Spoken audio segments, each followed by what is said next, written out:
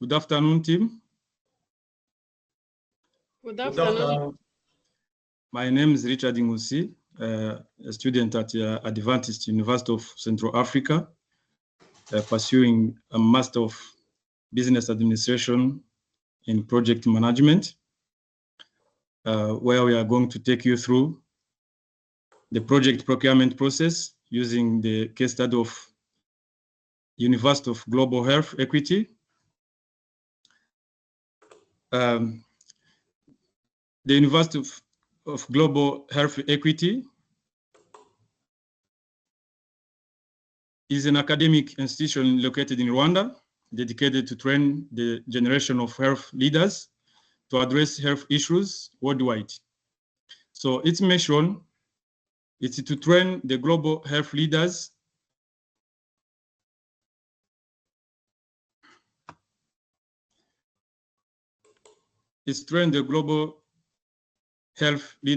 who will deliver and advocate for equitable quality health services to all, especially to the underserved populations.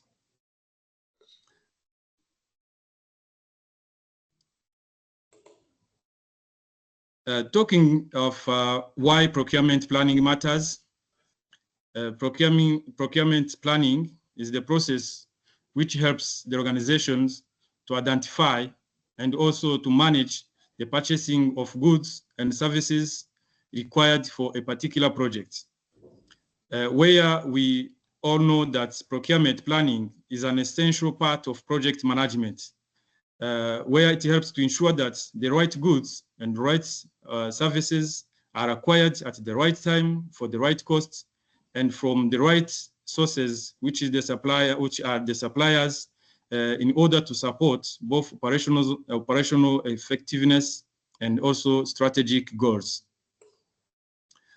By talking about importance of procurement planning, it ensures that the value of money is secured, where it encourages cost-effective decisions by balancing prices, which is to ensure that prices are favorable to the organizations, where it ensures also the quality of services or goods supplied are compliant, and also that they can serve for long-term performance. It helps also to avoid overpayment or underperformance, or also to avoid unnecessary purchases.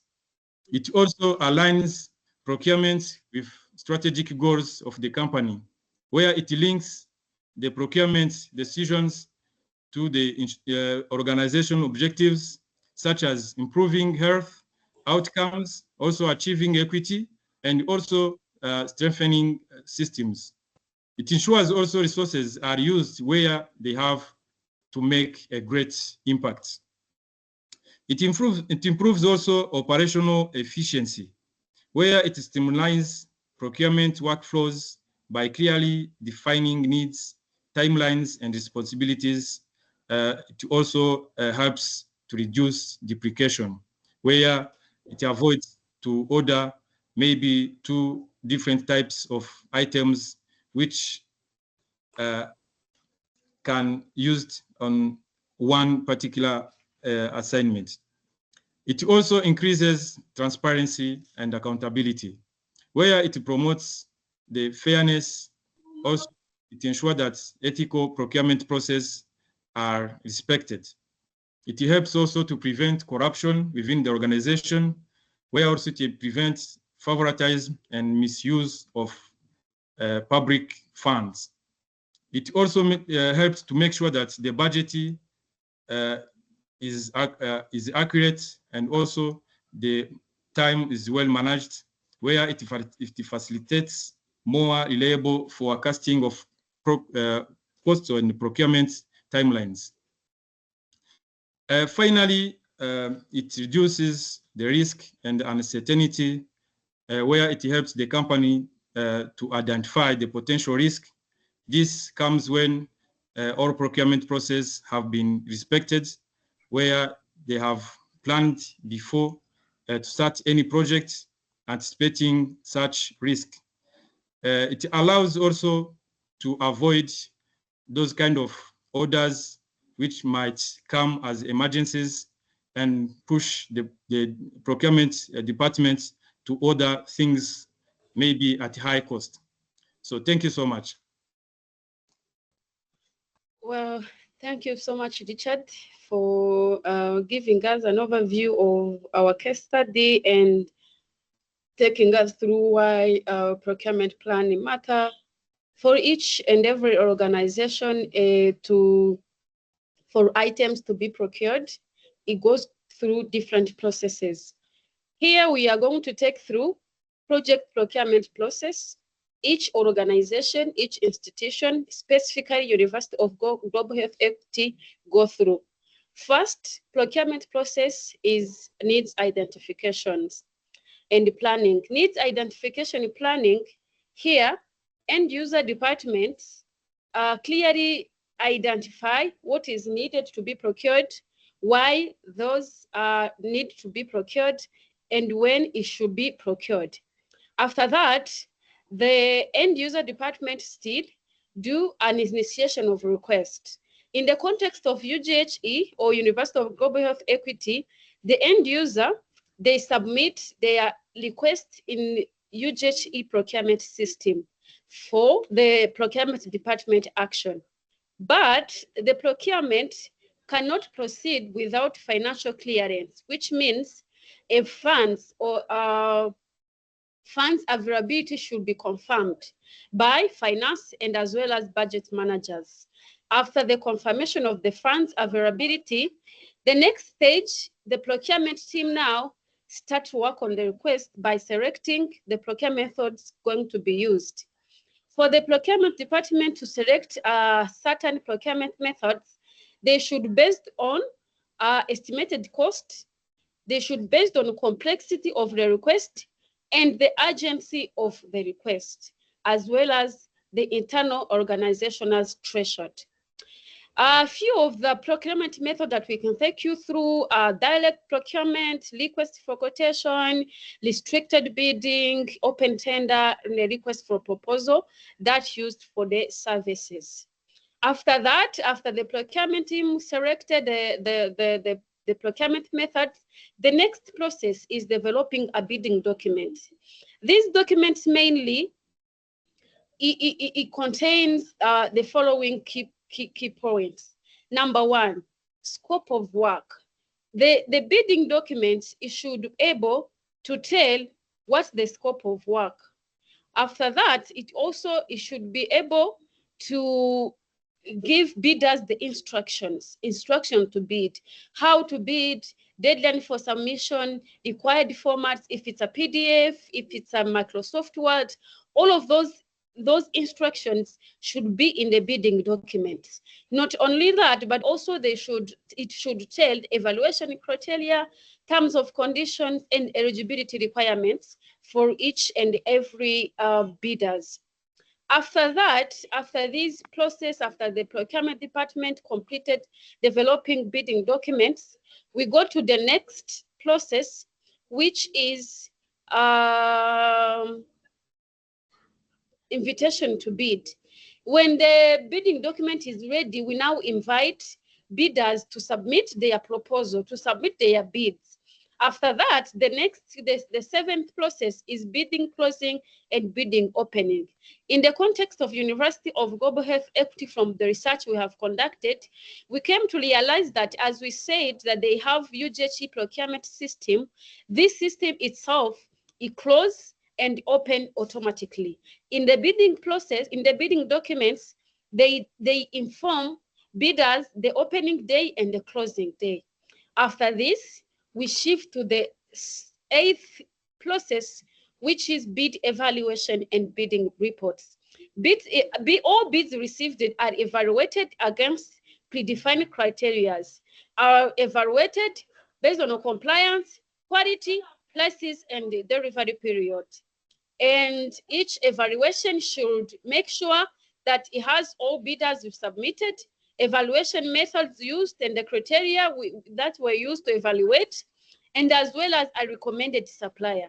These reports, it moves to the next stage, which is internal tender committee approval. Internal tender committee approval reviews the evaluation reports, sees who is the best evaluated bidder, how was the process done, and from there, they approve the best evaluated bidder. After the approval from internal tender committee, the next process is notification on the best evaluated bidder. Here we are talking about best evaluated bidder, but we also notify on unsuccessful bidders to tell them how the report was done. For the best evaluated bidder, we start preparation of contracts and implementation of the contract. Thank you. Thank you so much, Marie-Claire and Richard. My name is Philibert. I'm going to continue with the challenges of procurement process. In the procurement process, there is challenges we face. The first one is delays in needs identification and planning. Some departments may submit request letter all without clear specification. Number two is budget constraint and unpredictable funds. Limited or delayed funds can slow down procurement or result in a change to original plan. In some cases, this is lead to emergency procurement, which may bypass competitive procedures. Number three is supplier limitation. The campus of Global Health, University of Global Health Equity is located in Butaro. It is so far from Kigali. Sometimes it is not easy to find there the qualified suppliers. This is affected competition and can lead to higher price or low quality. Number four is the length approval process.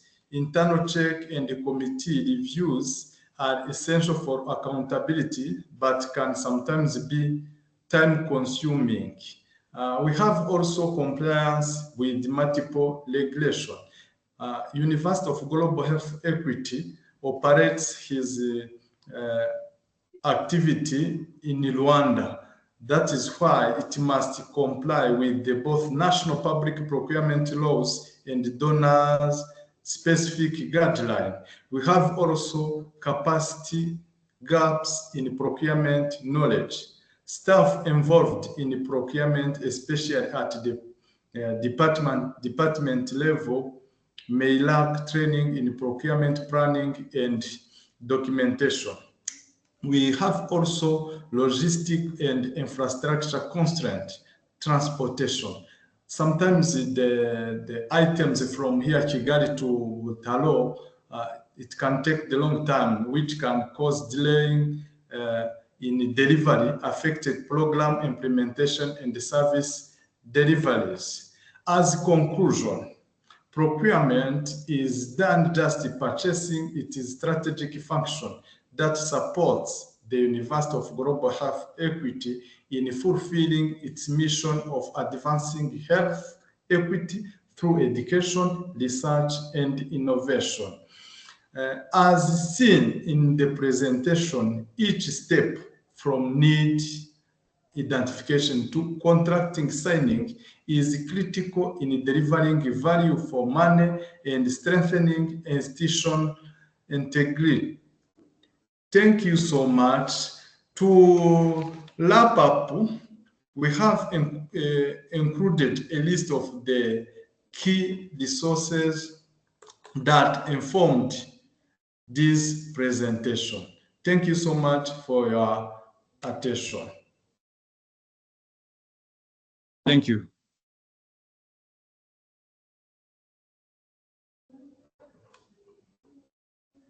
Thank you.